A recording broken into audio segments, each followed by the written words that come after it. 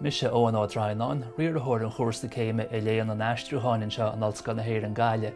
Sé seán té an chóirsa omláin fochéime sa tír I léon an Aistriúcháin agus chomhrí sin de is ionantaithe deise an té a bhfuil spéis aige I dangathaí, go mór spéis sa mailge scríofa agus iscileanna Aistriúcháin agus chomáile sin a bheith is muoinú ar theachta dír ar dhéisianí fostaíochta sa réimse seo amachchan seo. Cuarsa cheirde bliana ar fad atá gceist. An bontáiste móratá leis go bhfuil blian omláin taithí oibre agan sa tríú blian. Tá na micléin amach in nólachtaí agus in eagraíochtaí éagsúla atá lé leis an Aistriúcháin go speisialta nó leis an mailge go generalta agus is ionantaithe an deise le aithne chuir ar dhaoine sa tionscail agus sa teaghála chuí an luachmharíonna na heasas choibe in dhiaidh sin. Deadach an cuarsa seo an té ar spéis deis cuarsaí teangachaí agus an té atá gur a bar fáiseáin amach sa mailge scríofa go mór.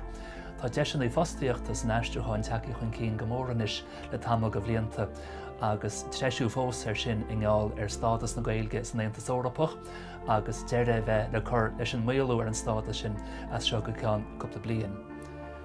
Tá micléin argóid agus céimhíar thorgóid hééis deabanna bhaint amach níomháin san Aistriúcháin a chomáile sin I réimsí gaolmhara ina bhfuil an teangacha saorthú go Gaillimh an iriseoireacht agus an múntóireacht go nach gá clí bheithe a lua.